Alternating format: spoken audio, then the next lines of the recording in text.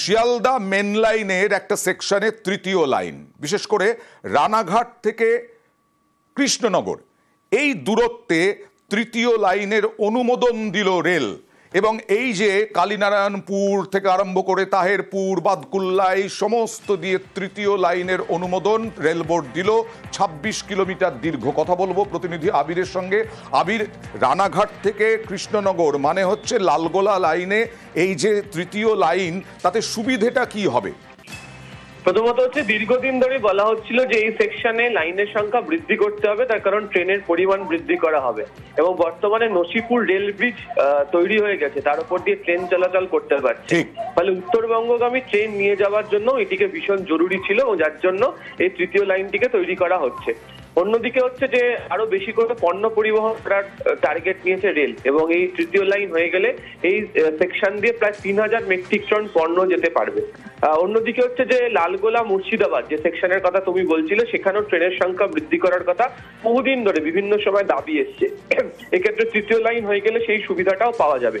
এবং অবশ্যই তারা দেখছেন যে আরো নতুন করে ট্রেন যদি দেওয়া হয় তাহলে যাত্রীদের সুবিধা হবে, এবং উত্তরবঙ্গ এবং হচ্ছে বাংলাদেশের যে সীমানা পাড়ার যে জায়গাগুলি রয়েছে সেখানকার বাসিন্দাদের অনেকটা সুবিধা করার জন্য নতুন লাইনের প্রয়োজনীয়তা ছিল ট্রেনের সংখ্যা বৃদ্ধি করার জন্য। তাই অবশেষে রেল মন্ত্রকের তরফ থেকে এই সংক্রান্ত অনুমতি দিয়ে দেওয়া হয়েছে 26 কিলোমিটার অংশের, এবং তার জন্য কতদিনের মধ্যে শেষ হবে?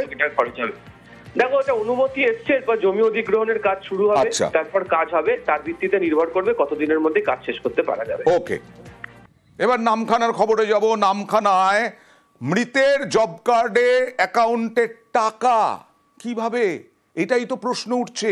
মৃতের জব কার্ডে প্রকল্পের টাকা ৯/৬-এর অভিযোগ নামখানার এক ব্যক্তি স্নেহাশিস গিরির। বাড়ির ক্ষয়ক্ষতি, প্রকল্পের টাকায় অনিয়মের অভিযোগ, জব কার্ড ব্যবহার করে টাকা তুলে নেওয়ার অভিযোগ, 1 কোটিরও বেশি তছরূপের অভিযোগ, ব্যাংক অ্যাকাউন্টের উল্লেখ করে বিভিন্ন দফতরে অভিযোগ দায়ের।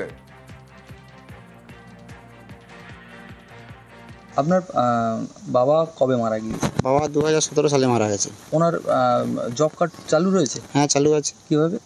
মার নামে জয়েন্টে ছিল, তাই জন্য চালু আছে। বাবা মারা যাওয়ার পরে মা ওই জব কার্ডে কাজও করেছে, টাকাও পেয়েছে অন্য অ্যাকাউন্টে। হ্যাঁ, দেখা যাচ্ছে তো আপনার বাবার যে অ্যাকাউন্ট রয়েছে সেই অ্যাকাউন্টে টাকা। মার অ্যাকাউন্ট, দুটো অ্যাকাউন্ট আছে, আর একটা অ্যাকাউন্ট আছে। আপনাদের জব কার্ড আছে? হ্যাঁ। কার নামে? আমার স্বামী স্ত্রী দুজনের নামে আছে। আচ্ছা, আমার স্বামী মারা গেছে আমার নামে। কবে? 2017 সালে। মারা যাওয়ার পর টাকা? হ্যাঁ, মানে একবার আমি একবার টাকা তুলে দিয়েছিলি আমার অসুখ হওয়ার সময়, সেটা আমার সে ঘরে আমার ভাসুরের ছেলে আনকে তুলে দিয়েছিলাম। তারপরে এই লাস্টে একবার আমার ভাগনা বউ এসে বলছে, মামি তোমাদের এতে আমাদের টাকা ঢুকেছে, বরজের টাকা, সেই টাকাটা তুলে দিতে হবে। কেন অন্য লোকের টাকা আপনার এতে ঢুকে কী করে? ওই জব কার্ডে নিয়ে করেছিল সুপারভাইজার। দুবার এরকম টাকা ঢুকেছে, আবার টাকা তুলে দিয়েছে? হ্যাঁ। কার কথায় দিয়েছেন? সুপারভাইজার বলেছিল। আরও একটা নামখানাতেই ঘটনা, মৃতের জব কার্ডে প্রকল্পের টাকা, কিন্তু জব কার্ড হোল্ডারের টাকা গায়েব। অ্যাকাউন্টে টাকা ঢুকলেও না পাওয়ার অভিযোগ, আশ্বাস দিচ্ছেন বিডিও। যখন দ্বিতীয় হয়েছিল সেই সময় জুন মাস জুলাই মাস, যেখানে ফুল লকডাউন, যেখানে বাড়ির বাইরে 144 আইপিসি, সেখানে কিভাবে জব কার্ডের কাজ করলো আমার জানা নেই। মৃত ব্যক্তি যিনি 17 সালে মারা গেছে, সেখানে তাকে 21 সালে কাজ দেখানো হয়েছে, যখন লকডাউন চলছে, যখন বাড়ির বাইরে কেউ বেরোতে পারছে না। মানে মৃত ব্যক্তি জব কার্ডে কাজ করতে এসছে, ওরা দেখে লকডাউনের সময় এসেছিল যাতে কেউ দেখতে না পায়। পঞ্চায়েত জানতে পেরেছিল ওই টাইমে কাজ করতে এসেছিল, তাই পঞ্চায়েত এন্ট্রি করে রেখেছে।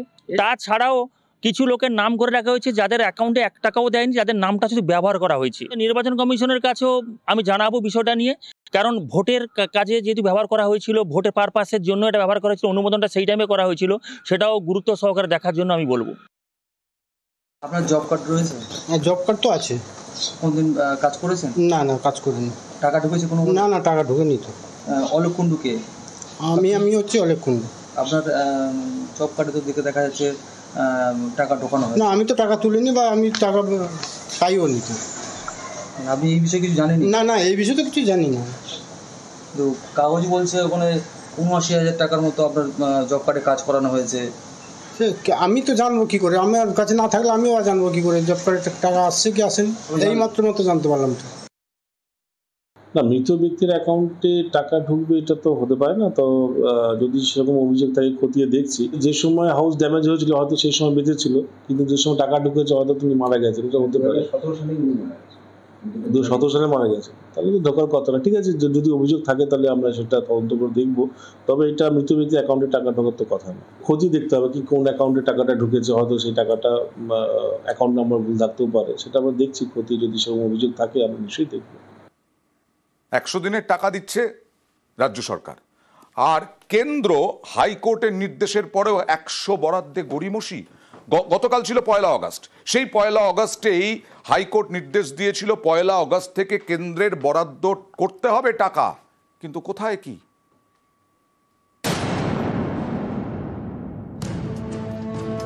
একশো দিনের বরাদ্দে গড়িমসি, হাইকোর্টের নির্দেশের পরেও গড়িমসি কেন্দ্রের। 1 আগস্টের মধ্যে প্রকল্প শুরুর নির্দেশ দেয় প্রধান বিচারপতির বেঞ্চ। হাইকোর্টের নির্দেশ ছিল 1 আগস্ট থেকে কেন্দ্রকে পশ্চিমবঙ্গে 100 দিনের কাজের প্রকল্প চালু করতে হবে। 100 দিনের কাজের মতো উন্নয়নমূলক প্রকল্পকে অনন্তকালের জন্য হিমঘরে পাঠানো যায় না বলে পর্যবেক্ষণ প্রধান বিচারপতির। দীর্ঘদিন ধরে কেন্দ্রীয় প্রকল্পের টাকা এ রাজ্যে বন্ধ থাকুক তা আদালত চায় না বলে মন্তব্য করেন। 2022-এর মার্চ থেকে 100 দিনের বরাদ্দ বন্ধ। কলকাতা হাইকোর্টের দেওয়া সময়সীমা শেষ, কিন্তু রাজ্যে শুরু হলো না 100 দিনের কাজ। কোনো উচ্চবাচ্য নেই কেন্দ্রীয় সরকারের তরফে। 100 দিনের কাজ নিয়ে চরম বৈষম্য বঞ্চনা বাংলার বিরুদ্ধে। বাংলাকে বঞ্চনার প্রশ্নে আদালতের রায় কেউ মানে না। উত্তরপ্রদেশে ভুয়ো জব কার্ড, উত্তরপ্রদেশ তালিকার 1 নম্বর, তারা টাকা পেয়ে যায় আর বাংলা টাকা পায় না। কেন্দ্রের উচিত অবিলম্বে আদালতের নির্দেশকে মান্যতা দিয়ে টাকা দিয়ে দেয়। দিল্লি টাকা দিতে চায় না, রাজ্য কাজের টাকা লোপাট করতে চায়, কারণ এই দুজনের কেউই যখন ইউপিএ 1-এর সময়তে 100 দিনের কাজের আইন হয় তখন তার পক্ষে ছিল না, বিরুদ্ধে ছিল। ইউপিএ 1 মানুষের স্বার্থে আইন করা হয়েছিল, ওটা বিজেপি অথবা তৃণমূল কারোরই পছন্দ নয়, এবং এরা দুজনে মিলিয়ে ঝগড়া ভাব করে আসলে মানুষকে বিপন্ন করছে। হাইকোর্ট বলেছে যে 100 দিনের কাজের বরাদ্দ বন্ধ রাখা যাবে না, চালু করতে হবে। আবার একই সঙ্গে বলে দিয়েছেন যে জেলায় জেলায় যে তদন্তগুলো চলছে সেটা চলবে, এবং কেন্দ্র যে কোনো শর্ত আরোপ করতে পারে। তাহলে কি করে সমস্যাটা মেটে? হাইকোর্টের এই রায় দুর্বোধ্য, এতে সমস্যার সমাধান হবে না। আর মোটামুটি 100 দিনের কাজ সেটাও 20 ভাবে চলে। 100 দিনের কাজ কেন্দ্রীয় সরকারের প্রকল্প, গরিবের আয়ের বড় ভরসা। আমরা ভেবেছিলাম যদি এই 100 দিনের কাজটা যদি 1 আগস্ট থেকে হওয়ার কথা ছিল, যদি হতো তাহলে সেক্ষেত্রে আমাদের মতো গরিব খেটে খাওয়া মানুষদের খুবই উপকার হতো। बहुत दिक्कत हो रहा है, बच्चा सब पढ़ने वाला है, एक बगान कर्मी काम रहने से तो हम लोग का खर्चा गृहस्थी नहीं चलते हैं ना घर में। होने से अच्छा होगा, हम लोग का पैसा उसा पेमेंट मिलने से। 1 তারিখ থেকে কাজ হওয়ার কথা, কিন্তু পঞ্চায়েত থেকেও কেউ আসেনি, কাজও চালু হয়নি। আমরা তো কাজ চাই, কেউ খোঁজও নেয় না, কি খাইয়ে মরি না খাইয়ে মরি। দুর্নীতির অভিযোগে দীর্ঘদিন ধরে পশ্চিমবঙ্গকে এই প্রকল্পের টাকা দেয় না কেন্দ্রীয় সরকার। বিষয়টি গড়ায় আদালতে। শুক্রবার হাইকোর্টের দেওয়া সময়সীমা পেরিয়ে গেল, কিন্তু কোনো বার্তা এলো না দিল্লি থেকে। নিউজ 18 বাংলা।